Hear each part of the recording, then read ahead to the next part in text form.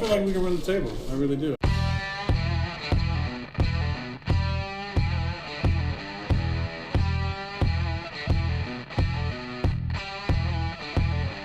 Giants looking for a stop.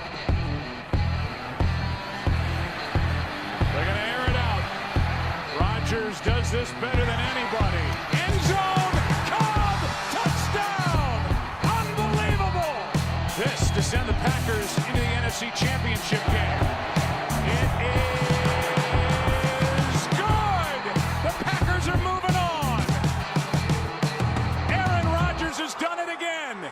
Grossi Posse Packer Nation! Welcome to another episode of Packast, the podcast where you don't need to be a Packers fan, but it sure does help. And because I just looked it up 25 seconds ago, this is our 100th episode, baby! As you can tell, we are going all out, and I am totally prepared for this. I can't even believe how much preparation I did. But we have a fantastic guest. He's a returning guest, and I have been looking forward to this game since I saw it on the schedule. I'm happy to talk to a Falcons fan because we got lots to talk about. He was a fantastic guest last year. He's the host of his own podcast. Give it up for Falcons fan, Scott. Scott, how we doing? Welcome back. We're doing awesome. I'm so happy to be back here. I'm always excited about Packers-Falcons games. It's been a rich history between these teams ever since the heartbreak of your first loss at home in 2003. Wow. And it's always been fun. Scott did not pull any punches. He was just like, hey, remember that time you lost? Like, I was going to go with a hi, how are you? He's like, hey, remember that other time you lost, like last year? Your hopes and dreams went down the toilet. Yeah, listen, our games are fun. Like, regardless of what, except I have to say the NFC Championship game wasn't as fun. But you know what? I have to say, if anything, I actually appreciated the championship game because I knew before halftime that we were going to lose. So I could start the pity drinking early. So it really it got me in the mindset of, okay, going through the 7 stages of grief, and I was able to hit acceptance pretty quickly. So I want to thank you for that. That really helped. You're very welcome. So listen, a lot has happened since you've been on the show. We interviewed you right before the NFC Championship game. I'm not going to lie, we were both pretty damn confident. Both our teams were looking damn good. We're like, you know what? Either way, it's going to be a great game. It's going to be a close game, and nothing's going to change that. And then you guys and you blew us out, and it was something. So I mean, like, to get your take on it, where are your feelings at after the NFC Championship game? Because I got to guess that you're riding pretty high. I was lucky enough to be able to go down there and watch that game live with my father and my brother, who are both massive Packer fans. They were there in 2011 for when you guys blew us out in the Dome. Yep. And so we were able to return the favor. It was amazing. It was a great send-off for the Georgia Dome. We were riding a high, a team that had just upset a very, very hyped Dallas Cowboys team, came into our building, and we put them in their place. So I think, as a Falcons fan walking out of that building, you couldn't have been in any higher spirits about where the team was going. So, to capture the moment, leaving the building, going up to the Super Bowl. It was all confidence in a town that doesn't always breathe confidence. For once, I think we were. Yeah. It was one of those things that the Packers, they looked really good against the Cowboys for the first, half, 3 quarters maybe. Yeah. And then they started letting the game slip away, and we barely pulled out a win. But, here I am, I got the magic puppy, which, good God, that just I didn't think we could lose. I really didn't think so. And for me, I knew that we were in trouble the minute that we missed the field goal. The minute we missed it, and I was like, oh no, because they have total momentum. You guys were marching down the field, and we weren't doing anything to stop you. For you, when did you know of oh yeah, we got this. We're going to the Super Bowl. Well, we always knew that it was going to be a shootout. I think we both knew when we walked in that was the way. If Green Bay was going to win that game, that's the way they were going to have to do it. Yeah. You guys came in rocking your fourth or fifth string corners, I believe. You guys Yep. were way down there. Oh, Had a ton of injuries. Yep. And you know, you had a historically good Falcons offense coming into that week. You had Julio Jones one-on-one often against Darius Gunter, who's not your first pick to take on Julio Jones. No. And you had to think that it was going to be, you know, successive touchdown after touchdown, and then having Green Bay go through a couple of mishaps, and it was really, I think, the fumble inside the 10 that we got that kind of flipped that game for me, where I thought, you know, I don't think we can be stopped today. Yeah. I think it was pretty evident that, like, after those few drives, you're just like, okay, yeah, this is not gonna end well if you're a Packers fan. And I mean, I gotta say, yeah, you're talking about Gunter. Like, the guy's not even on the team anymore. Like, he just got released. Right. So, you know, he's not even there. I think he was our fourth string at the time, and, you know, was our number one guy because everybody and their mother was injured. So, I mean, I'm a little much looking forward to this Sunday because everyone's relatively healthy. But for you guys, I mean, it was one of those things that this was a better loss for me than the Seattle NFC Championship game by far. Yeah. Because I was like, you know what? Like, we were so close. We had it and we lost it. And that just hurt and, like, tore me apart. So, that being said, the transition that I just did was brutal. But, like, okay, you got to walk me through this. I haven't talked to a Falcons fan since, right? So, like, you have to walk me through. You're sitting down. You're watching the Super Bowl. And for 3 quarters, you must be like, oh my God, it's the Green Bay game again. Like, we're about to be Super Bowl champions. Matt Ryan's going to be the MVP and a Super Bowl champ. This is incredible. Like, I would assume that's how you felt. See, that's the assumption that a lot of people would have. But the beauty of Atlanta sports is that we've been having the floor fall out from under us at the most inopportune times for years.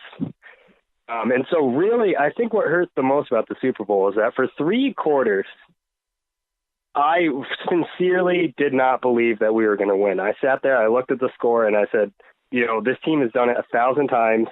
I've watched it happen.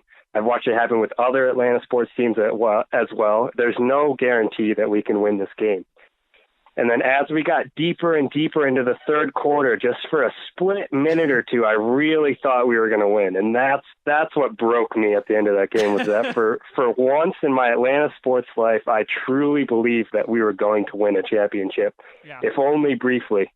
So it's and here we are today. So it's almost like you're conditioned, right? Like, they're like, okay, like, when's the other, you know, shoe gonna drop? Like, when is this gonna start taking a downturn? Because I have to say, like, you know, for 3 quarters, like, that game was boring as hell for someone who didn't have a horse in it. For who, like, didn't have a horse in it. And I was like, okay, this is like, you know, like the Broncos Seahawks Super Bowl we had a couple years ago. You know, like, it's gonna be a blowout. And so for you, like, and trust me, I know how that feels to be like, we're gonna win it. And no, never mind. That was a foolish dream I just had, even though we were up 25 points. So, like, where did you start to think, like, like, this is gonna be an issue, you know, like, or things are starting to go wrong? Because, like, you know, watching you, even when they scored their first touchdown, for me, I was like, okay, the Falcons are going to be fine because they're just going to drive down the field, or they're at least going to run the clock out, which neither happened. Yeah, I think the sack fumble is the one I remember the most as really being the point in which I thought it was over. And for a lot of people, I don't think they did. Yeah. But watching the momentum of the game, watching how tired our defense was, play in and play out, and seeing how quickly the offense had to get off the field. At that point, I think we were already at 60, 70 snaps for our defense. It was a lot. And for a bunch of young guys flying around the field, there was only so long they could hold on before things would start to break open. And it was at that point that I thought for sure it was over. Once overtime came around, I thought, you know, we had a chance at the end of the game. We had a possession that went nowhere. Yep. And that really solidified it for me, that I thought, you know, no matter where the coin toss goes, at the end of this game, for overtime, that I don't think there was really a positive outcome coming out for us. I thought it was really over at that point. Yeah, I mean, it seemed to me like what you were talking about, like, the defense just looked like they were done. And I can They were understand it going into like, trust me, I know very well from the Dom Capers days of like, it's the prevent defense. You're up big Yeah. and you kind of bend but don't break kind of mentality. But, Right. it killed me to watch it. I mean, granted, it did get more interesting, but at the same time, like I got people texting me of like, oh my God, like this is actually happening right now. Like this is actually a thing. So like you're sitting at home, right? Are you with the Packers fans again, or like are you surrounded by Falcons fans, or are we like sitting by ourselves and just being like, well, time to drink again? I really wanted to watch the Super Bowl by myself, but over time I was convinced to go sit in with family. I had a couple of my cousins over that are from New York, and we all sat down, watched the Super Bowl, and I don't think anyone said a word. From the beginning of the fourth quarter till the end of the Super Bowl, it was all just so surreal and unbelievable. And it was just in that moment that you watch the game finally and for sure finitely slip away as James White gets the touchdown. And I just kind of sat there and stared at the TV for a good long while. Yeah. It was rough. And as a man in New England, having to go back to work, for the following weeks afterwards was a very, very miserable experience for me. And so I felt it. That's brutal. Yeah, I could just imagine like you're sitting there, like all the guests are like, I'm not gonna say, I'm just gonna leave. Like we're just gonna go. Yeah, like that. I listen. I've been there. Like I know. Like that's brutal. Like and that hurts. So like from a Falcons fan perspective, right? You do everything in the regular season so right, like so well. You breeze through the playoffs because I would argue, you kicked the Seahawks ass, you kicked our ass, right? And for 3 quarters, you kicked the Patriots ass. And so, it's kind of like when you're coming into this new season, I kind of had to ask, like, where do you go from here? You know what I mean? Like, obviously you try to get back to the Super Bowl and finish it this time. But, like, what do you see on the team that needs to be changed because you were, literally that close? You're a field goal away from winning the Super Bowl. You're anything away from winning the Super Bowl. So where do you see that changes need to be made? Because looking at your team, I don't see them. You know what I mean? Like, I just don't have, like, a diagnostic except, like, don't get tired in the fourth quarter. I think that's the worst part, really, was that last year we were the best team in the NFL. I don't think there was really any question about it. We retained a lot of the people that we had last year, added a few small pieces here or there, and really put things together. I think the only thing that really needed to change was that we needed to be humbled. We spent a lot of the last part of that year letting our confidence turn into sort of hubris.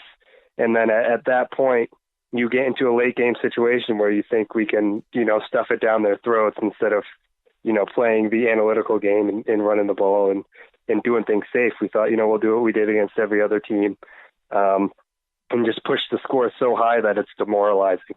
And I think the real fundamental change was just to be humbled, realize, no matter how good we aren't superheroes, and we need to get back to playing the game, the way that everyone else plays. Yeah. So really small changes, I think, from then to now. So, I mean, do you think the lack of experience, let's say, like comparatively to the Patriots, obviously, the Patriots have been to numerous Super Bowls, obviously have multiple titles, within the past decade. And so do you think that the lack of experience for the Falcons team, like, do you think that played any part of it? You know what I mean? Like, the Patriots have been there before. They've been down in the Super Bowl before, not by that much. But, Brady's just like, okay, like, let's go do what we have to do kind of thing. I think so a little bit. I think, you got an extremely young offensive coordinator who is in his, breakout season, putting together something historic and it's very, feeling himself at the time. And I think he's a man that had coordinated for teams that were nowhere near the Super Bowl previously. So I think, those things did affect us a little bit. Our defense was extremely young. Yeah. But I thought it really came down to the game management that failed us. Had our defense been less gassed, so early on, I think we would have been in a better position, and we were so talented that I believe we could have overcome that inexperience just with our play style alone. And I think it's a little bit of you're damned if you do, you're damned if you don't, because I could give you the perfect scenario in which, look at the NFC Championship with the Packers and the Seahawks, right? Mike McCarthy's like, we're just going to run the ball. We're not going to run up the score. We're just going to give it to Lacey. He's going to get stuffed 3 times, and then we're going to punt the ball away. You're taking time off the clock, but you're not going anywhere. So you have your critics who are like, oh my God, why didn't you just run the ball? But again, if you guys scored another touchdown, we wouldn't be having this conversation, and I would be interviewing as you guys just won the Super Bowl. So, but it's one of those things that, there's a fine balance between, either, like you said, running up the score, or in this case, deciding to play a little bit more conservatively. So, I mean, do you think that and I don't know if this is a fair question, but like, do you think that they made the right decision not really to run the ball? And I know that it's easy to say, like, in hindsight, they should have run the ball. But, given the situation, given how high-powered your offense was, because your offense is pretty damn good, and so do you think at the time, the decision that they did to keep throwing the ball, like, do you understand it? It's like, okay, like, that was a call that had to be made.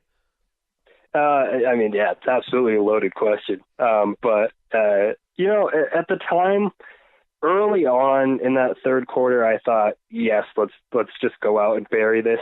Yeah. But it was really situationally, I thought, that we failed. In field goal territory that late in the game, the comeback is already happening. You can see it. At that point, you got to sit down and go, okay, this really isn't as out of reach as we thought. This is the point where we run the ball a handful of times, maybe run, a 3-step drop pass. And if we don't get a first down, we're okay settling with a field goal. We have one of the most accurate kickers in the league this year. Let's just go ahead, get it done, settle this out. Yeah. And then if things get a little closer, we can go back to a game plan in which we need that high-powered offense to turn out. And I think in that very situation, I thought for sure, let's run it. But most of the time, considering how successful we had been previously with this offense, I more or less agreed with the decision to continue to pass even that late in the game. Yeah. No, I hear you, and my condolences, like, because it's brutal. I do, and I mean that, like that's brutal. It was. I've been there, and so now obviously, like, I feel like the only people that were more angry than Falcon fans was freaking Roger Goodell, because he's like, God damn it, I have to give them another one. Like, this is awful. Like, I feel like you guys couldn't wait for this new season to start, because as we were just talking about, it's just like, okay, we know what we need to do. Like, let's just get back to football so we can go to the Super Bowl again. Yeah.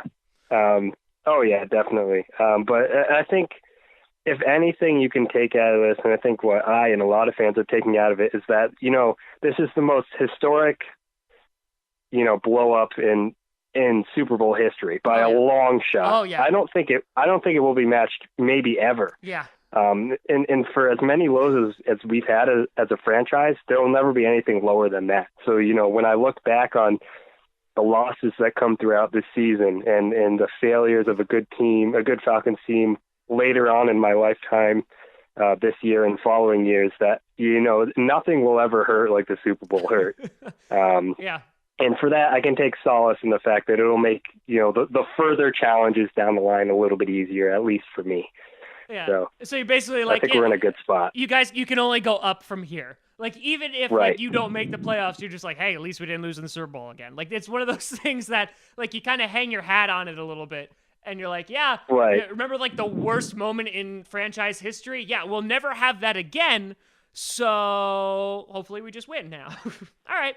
I can see that. So, week 1 in the books, you guys played the Bears. And I caught bits and pieces of that game, and that was a pretty damn close game. It really was. So, I mean, my big question for you, and I'm very curious as a Packers fan, not just because we're playing you this week, but because you played the Bears. What did you attribute that game's closeness to? Did you see it as, wow, like the Bears have really stepped up? Have you said, like, all right, we've taken a step back? Or is it week 1 and nothing matters? It's a mix of everything. I attribute it a little bit to growing pains. It is week one. There's rust there. Yep. The offense is melding, and as much as they say it's not going to change, it's not going to change. It is changing. You saw it week one. We ran more often. Yeah. And we're a lot more consistent and balanced in the way our offense ran. A lot less, deep shots. It wasn't looking like we're looking to get big chunk yardages often. We're really looking to march down the field in consistent in a shorter basis, much more akin to what other offenses are doing. And the big issue really that I do think the Bears are better than people give them credit for, but I think the big issue was, we have a young, unproven right guard who got absolutely blown up by Akeem Hicks, play in and play out. And leading into this upcoming week, it does give me pause when you think about the things that, Mike Daniels was able to do last week. And his matchup, I think, with our right guard, Wes Schweitzer, is going to be sort of the key matchup between whether or not we win or lose this game. Yeah. No, I would agree with that. And yeah, I think while I give the Bears crap every single opportunity I get on this podcast, and trust me, I let them have it, I do think that they are a little bit better, which is interesting considering I would think that their offense will have taken a step back because, I don't see Glennon as,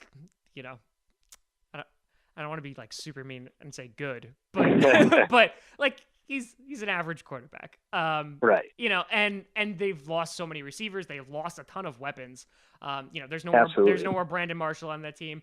Kevin White hasn't done anything because he can't stay on the field. You start looking at that and you don't really know where the weapons are. But that being said, I think also, and listen, I think everybody gets wrapped up in it, is that it's week one and everyone's like, oh my God, let me make this huge, overgeneralization about this team. Like, you look at the Patriots, for example, right? Like, they get blown out in the fourth quarter on the first game of the season. And everyone's like, well, that's it. Brady's done. Like, he's going to retire and you're never going to see him again. And that's it. But, I don't see a playoffs without the Patriots in the AFC. I don't see that happening. No, there's no way. Especially the division that they're in, that they're literally gifted it every single year in a nice, neatly wrapped bow. And which, by the way, does this increase your hatred of the Patriots? It's not. I think I'm tired of them. I don't think I hate the Patriots because there's nothing they did that caused us to lose. Yeah, I get you. I don't know. I'm not a grudge holdy kind of guy. I think it's a lot more positive to look inward. But living surrounded by Patriots fans and many of them extremely young with no filters because they're kids. There's a boiling in your stomach after a while. Yeah. It's funny you say that. It's one of those things that, especially with the AFC, I feel like I'm bored with it. You know what I mean? I feel like you see the same teams every year. I mean, the Patriots are obviously, they're making at least divisional round, most likely championship or Super Bowl. And that's almost every year.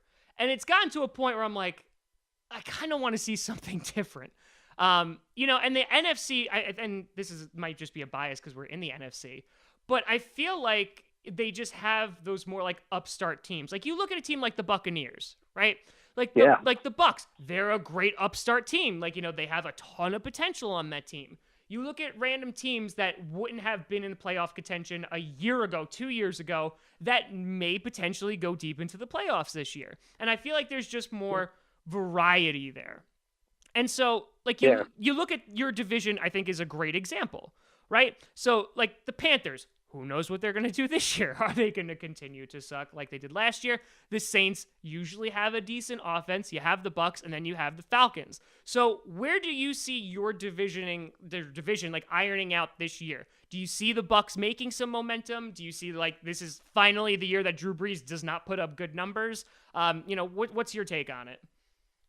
I agree. I think it's the toughest division in the entire NFL by quite a bit. I think that every team here can win it. The Bucks are the team that if I couldn't choose the Falcons to win the NFC South this year, I would choose the Bucks. Okay. And in a lot of my season predictions, I have us at 11-5 or 10-6 ish area, and I usually have Tampa Bay with a similar record. I have them, and overall, I have us both at 10-6 for the year. Gotcha. I think Tampa has a real shot to win. And then again, like you said, Cam Newton played awful last week, but Carolina always has a chance. Their team is extremely solid. Their defense is very good. And New Orleans, who I thought would put up a better game week one, I think they're also an improved team. I think their defense is finally serviceable enough where if Drew Brees goes out every week and throws for 400 yards and 4 touchdowns, that they might actually be able to prop the team up just enough to sneak out those close wins that they couldn't get last year. Yeah. I think every team in this division settles between, at worst, 7-9 and 11-5. It's going to be very, very tight. Yeah, no, I would agree with that. So you're kind of like overall season predictions for the Falcons. So you're saying like 11-5, 10-6-ish area. And yeah, right around there. Yeah. So, all right. So I'm curious then for like the NFC perspective, like, do you see like the Cowboys getting the number 1 pick again? Like, do you see the Seahawks getting up there? Do you see the Packers? Like, because I feel like the top 4, I would argue in the NFC, like from last year at least, you got your Cowboys, your Seahawks, your Falcons. You could throw basically anyone else in there. I don't really care. But, I feel like those are your top 4. Do you see it like moving around a lot? You know what I mean? Like, do you see the rankings really changing? I don't. I honestly don't. I think, like I said, Tampa Bay, I think it's the greatest shot to come in and shake that up a little bit. Yeah. And you do have other teams. Minnesota looked very good in week 1. We'll see if they can maintain that. They have a chance. I think, Tampa and Minnesota are the teams that I traditionally picked to take the wild card slots. Mm-hmm. But then again, you got like, I agree with you that I think the NFC is extremely competitive, top to bottom, and I think the AFC is less so. Mm-hmm.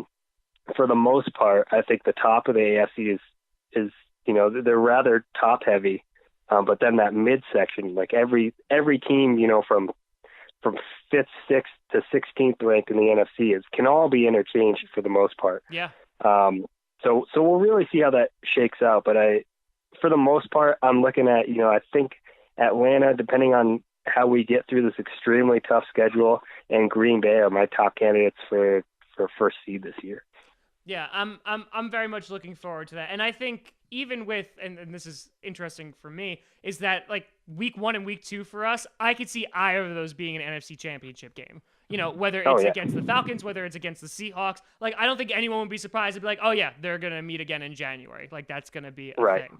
So looking ahead at this Sunday in particular, like, I have to say, the Packers defense looked damn good last week. And I'm not getting my hopes up, because every time I do, a guy like Ezekiel Elliott comes in and it's just like, I'm gonna run all over your dreams. It doesn't matter. But you guys should be a fantastic, run defense test, right? And you could also, you're gonna be our indicator if our secondary actually got better too. So, I think that this game is going to be incredibly close. I love that it's a Sunday night football game. My job is not going to like that it's a Sunday night football game. But that being said, what do you see playing out for this Sunday in particular? This game, I think, is going to be incredibly, incredibly close. I'm right there with you. 2 real powerhouse teams. Green Bay, if they have, if you guys have a defense to back up that offense again, like you unfortunately didn't at the tail end of last year, I think that'll be huge for you guys. Mike Daniels and Nick Perry both had 1.5 sacks in week 1. They very well could. They have a very good chance to do well against our D line or our offensive line, especially like I said with right guard Wes Schweitzer should probably be eaten alive by Mike Daniels, very, very talented player. Yeah. And I think on both sides of the ball, I think there's 2 things that each team is looking for. First of all, it's exploiting that matchup with Mike Daniels, yep. And then on the other side, you're looking to get Ty Montgomery loose, because that was the thing you guys couldn't really do last year against us, was get the running game set up. I agree. Ty Montgomery, I think, has looked really good. He got the majority of the touches last week. Played very well, a very well-rounded game for a guy that's not a traditional running back. Yeah. And I think what Chicago did so well against us that I think you guys will be able to do as well, because you have a quarterback that can stretch the field laterally just as well as a running back can, is that Chicago exploited our speed. It made us overcommit and used a lot of counters and plays of that liking to get us too far downfield. And I think if you can set Ty Montgomery up to get the linebackers to just for a second think about the run, then that opens Aaron Rodgers up to do what he does best, which is, sit in the pocket with time and stretch a play out until someone's open. And at that point, it doesn't matter how good our D looks, because Rodgers will create enough time to tear us apart. So really, I think for you guys, it's about setting up the run. And if that's successful, then all we can do is hope to match on offense. Yeah. And we have a really high over-under, I think, for this game, somewhere above 50. So, and I'm thinking it'll probably, that's pretty accurate, I think. Yeah, I would agree. Now, watch, again, we're saying this, and then one of our teams is going to blow the other out. It's going to be, it'll be 31-0, and I'll be like, good God, again. Yeah, I agree with you, and I think what's so interesting, too, is that you have two really high-powered offenses. And I would give you guys the edge when it came to the running game, just because, and I love Ty Montgomery to death, but again, just because you have the more established running backs. You have the duo that just tears them up, and you also have, Julio Jones, of course, but you have guys like Taylor Gabriel, who is, Jesus Christ, that man is like fast as hell.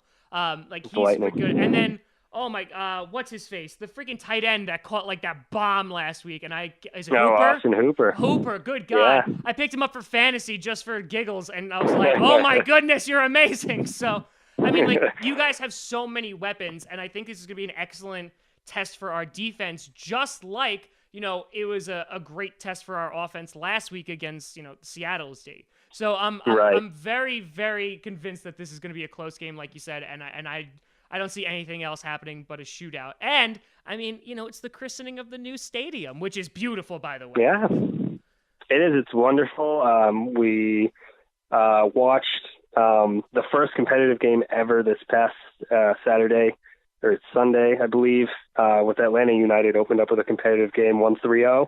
And now we get to introduce a competitive football game to the Mercedes-Benz Stadium. I'm extremely excited. I think, with the crowd behind us, that we have a legitimate edge there. From what I'm hearing, the atmosphere and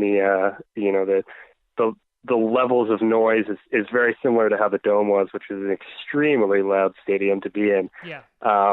And with that, I think that is why, the only real edge I give to Atlanta in this game. I think this game is so close that home field advantage very well could be the deciding factor in who wins. I believe the spread is only 3 points, which is traditionally what is given to a home team by default. Yeah.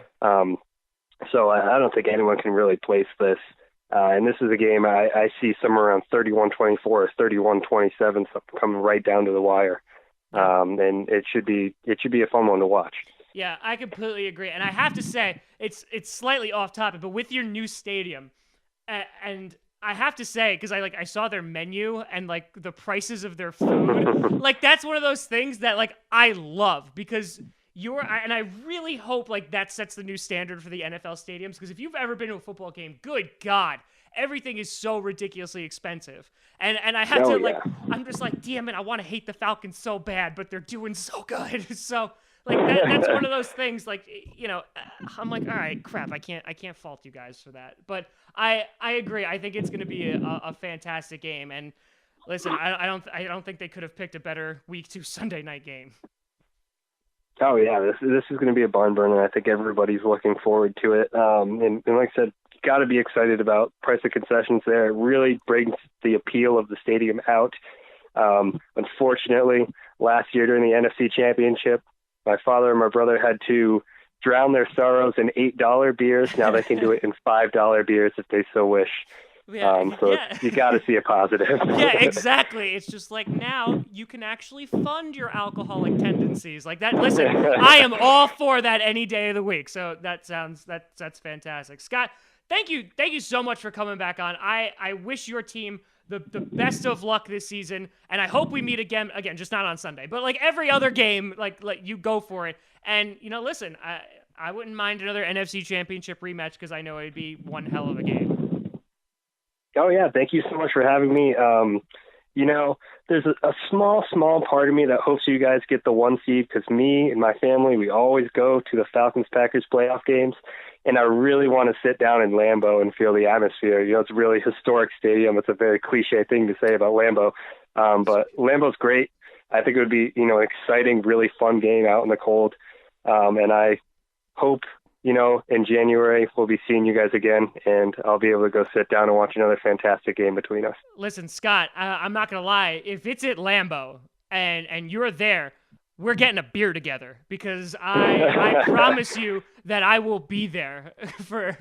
Because I did it last year with the Giants game, and I actually met people from the subreddit, and we drank beer together. So if that is the case, and we do wind up meeting at Lambeau, I will buy you a fine beer, sir, and I look forward to it. But in the meantime, because my season, we're going to continue past the Falcons, but you're also going to continue with your podcast, which is fantastic. So, Scott, please tell people where they can find you, your podcast, everything that you're doing.